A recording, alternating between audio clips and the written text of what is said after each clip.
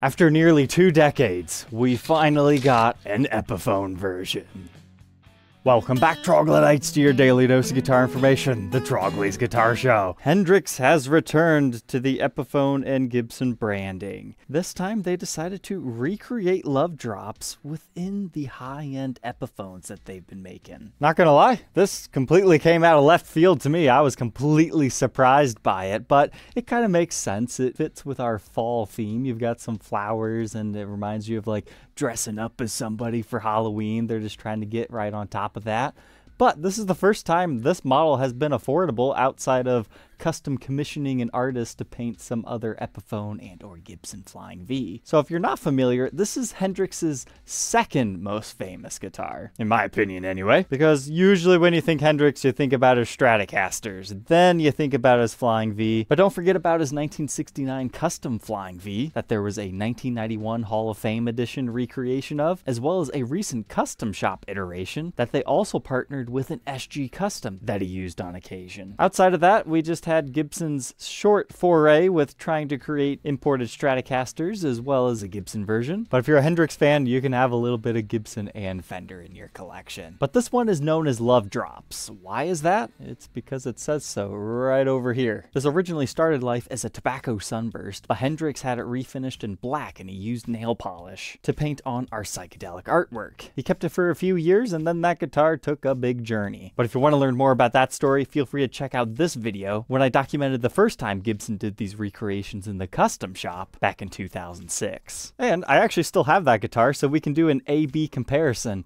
Now you gotta keep in mind this is an artist proof. It's not a regular production run, so there might be some minor differences, but in this case these were likely just given to the Hendrix estate before somehow I got it. So how do they do? You guys tell me. From afar, I would say they look really good. Put a Gibson badge on the outside and you'd have a nice little display piece if you wanted it to have the non-Epiphone branding. However, you're watching my show, you want to see the nitpicky details. The whites on these Epiphones are yellow. So for example, look at these two areas. You see how on the Gibson one, a white is white and blinding, whereas the Epiphone, it's kind of got that aged yellowish tint to it. But here's the Epiphone, here's the Bruce Kunkle Custom Shop recreation. Here's the wave design on the Gibson, the wave design on the Epiphone. Here's another big difference. You see our spade right here? Here's the Gibson version. The white layer, not only is it a different color, it's much more bold, whereas it's penned on rather thin here. Another thing to keep in mind, this is actually hand painted. You can feel the design on this guitar. The Epiphone, it's under the finish. It wouldn't surprise me if they like created some sort of a graphic decal that they just put on all of them and then they finish it over, but I don't know that for sure. So if that bugs you, here's my advice.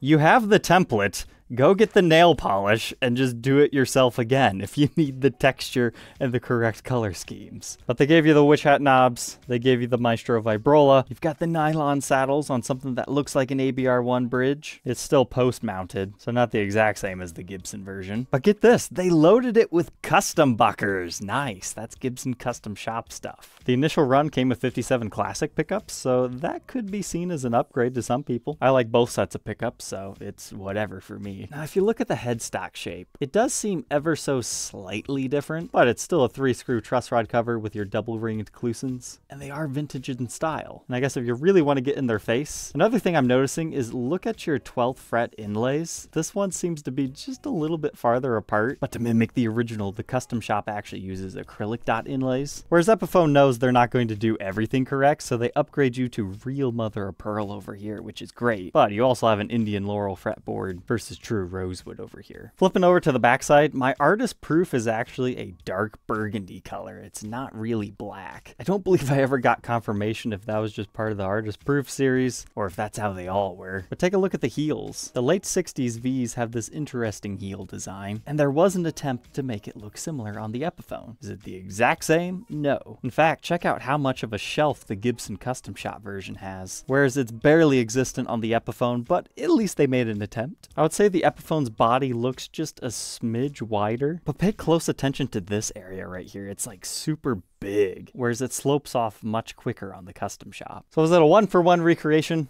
No, but at the price, $1,500, I would say they did a pretty good job. Just for comparison's sake, one of the 2000s inspired by ones is usually gonna run you between 7,000 and 12,000 depending on a few different factors. Although since we got this Epiphone, it wouldn't surprise me if the custom shop is thinking about doing another run, so time will tell on that if they're gonna have Ricky recreate them, because this is part of the whole Epiphone inspired by Gibson Custom series. You also get a case with this, as we saw earlier. It's got the Hendrix branding, but I was really excited to see this.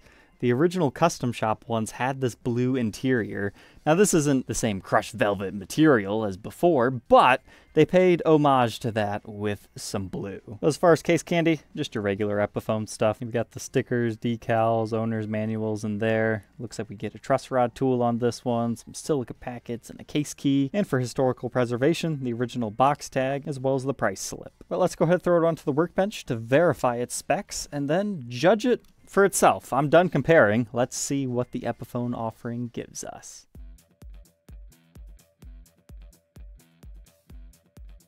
Inside the Epiphone Love Drops, without its pick guard on, here's what it looks like. You don't have a continued design underneath your guard, and that is true to the original as well. But it is kind of funny how you see a perfectly straight outline on this one, so it's almost like you still have a black pick guard on it. But here's what the custom shop one looks like on the inside. Here's what the Epiphone is. I would say this looks pretty close, all things considered. But inside the neck pickup cavity, you've got a 5 masked off. Then we have our regular Epiphone barcodes. In the bridge pickup cavity, we can actually see through to the style of mahogany that they're using. They don't mention how many pieces the body might be, so I'd imagine at least 3, but there's no way to get visual confirmation on that.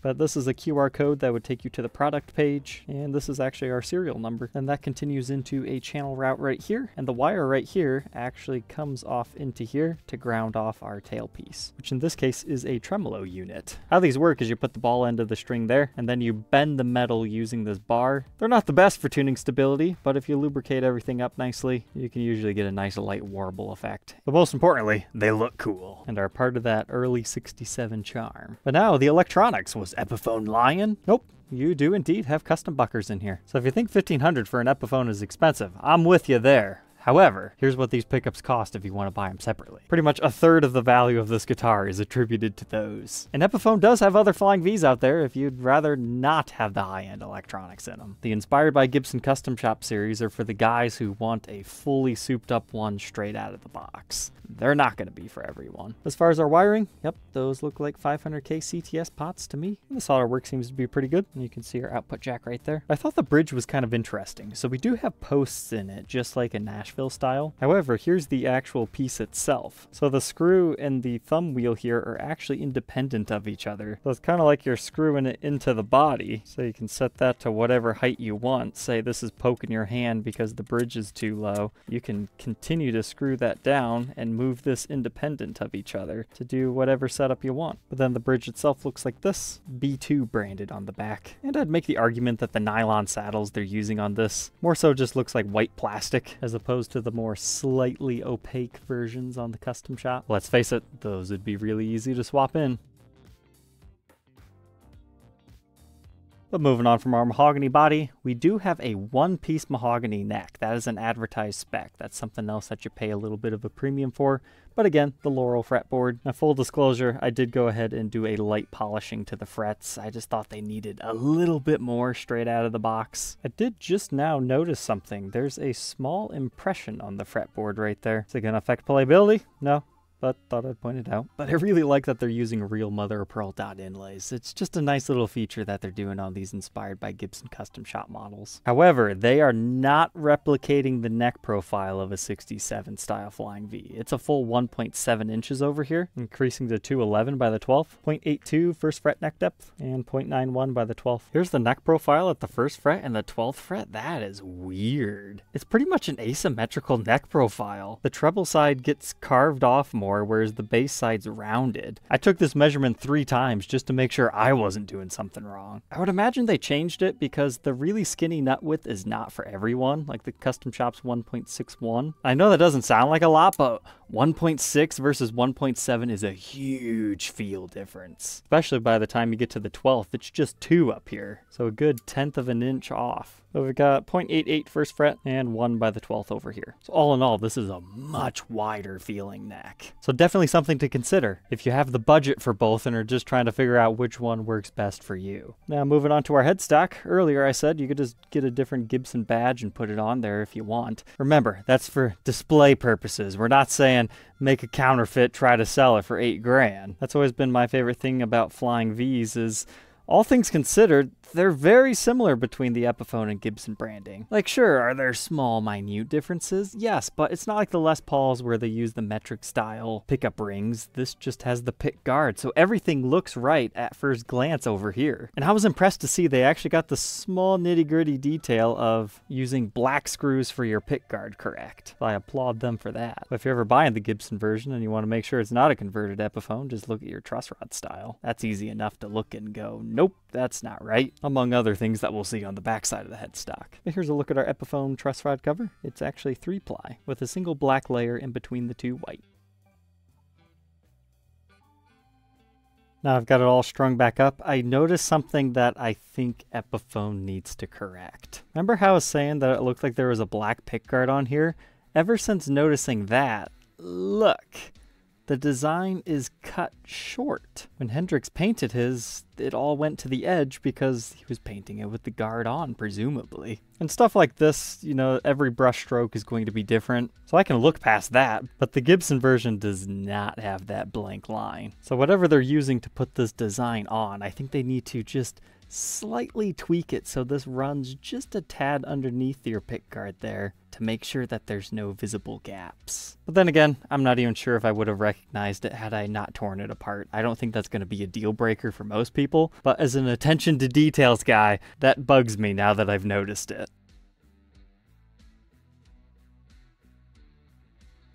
Moving on to the backside now, it's a top routed guitar, so we don't have a lot to talk about back here, but we can see our strap button right here, and the other one on the bass side leg, but this really giant clunky heel. It makes for a really well strong constructed guitar, but I feel like that's going to get in the way of most players, and that's in an area where they really need it just a little bit thinner. But you can pretty comfortably play until the 18th fret before that even becomes a consideration. But the rest of the neck up to that point is actually relatively thin. But we've got our handcrafted in China sticker, we've got a shiny Hendrix decal, Epiphone Clusen Deluxe double line double ring tuners, and then the Epiphone serial number style with your double diamonds for the Inspired by Gibson Custom Shop range. This one dates to 2024. But now that I've seen it there, I do feel it. So this has a lot more shoulder to it, kind of like an Epiphone D shape.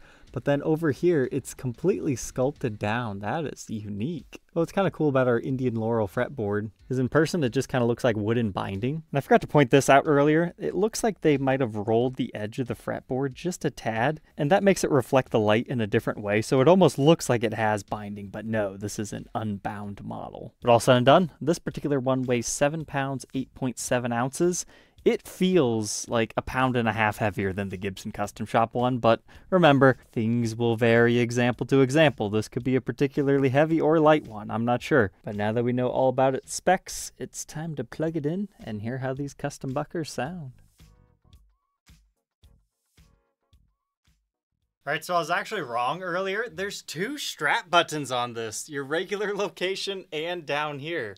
I wonder if they did that so you could stand it against a wall or something, or it does give you options here. You got to be careful using this location because it will kind of flip over, but with your arm resting right there, this makes it really comfortable if you like to play the guitar hoisted up a little bit, and it completely destroys neck dive. You just have the dive the other way if you take your arm off, but in your other position, it's completely fine too. It's up to you what you want to use.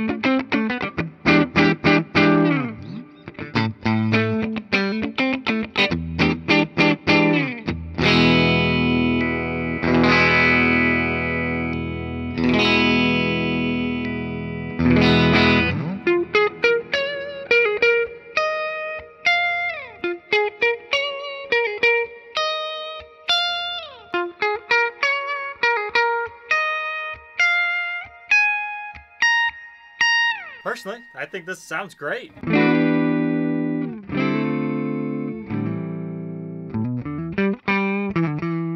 But then again, that's kind of what I've come to expect out of these inspired by Gibson Custom Shop ones, because they've got all the good electronics.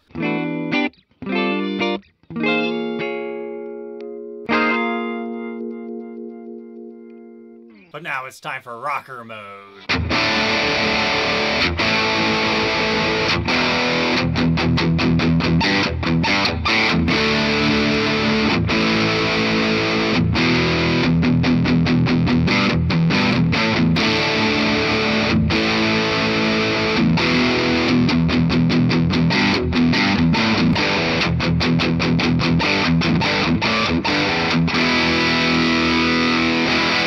Definitely tell these are unpotted pickups. They have a little bit of a microphonic squeal to it. So if you're trying to use really high gain, it might not be the best pickups for a live situation. But if you dial that back a bit,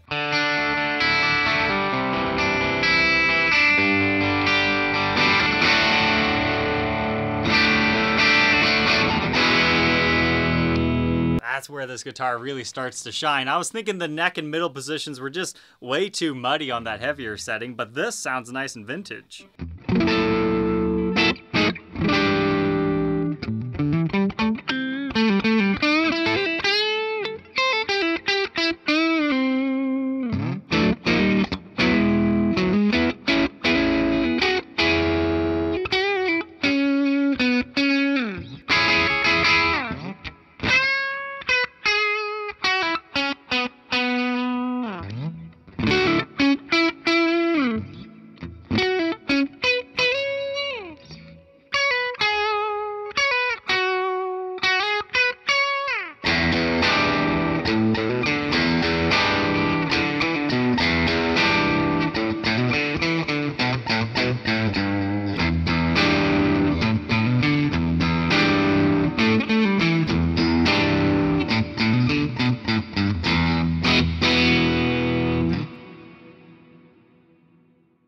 So there we go, the new Hendrix Flying V from Epiphone. What are my final thoughts on this?